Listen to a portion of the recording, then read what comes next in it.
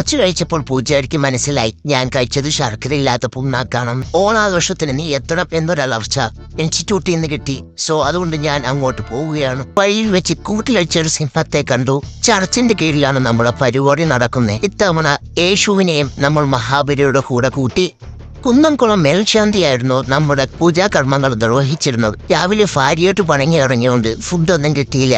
ആ ദേഷ്യം പൂജാരി ഇങ്ങനെ തീർത്തു. കുറച്ച് കഴിച്ചപ്പോൾ പൂജാരിക്ക് മനസ്സിലായി ഞാൻ കഴിച്ചത് ശർക്കരയില്ലാത്ത പുണ്ണാക്കണം. ഞാൻ സമാധാനത്തിൽ ഇത് കട്ടുകൊണ്ടിരുന്നപ്പോൾ 2 മനുഷ്യർ ഏറ്റുമുട്ടി. പിന്നെ മഹാബലി അരങ്ങേറി.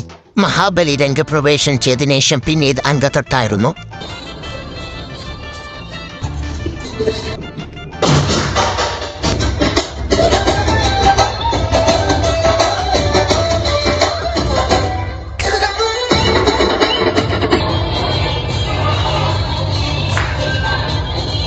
അത്തം എങ്ങനെയാണ് നോക്കാൻ കളക്ടറേറ്റ് ആവുന്നു.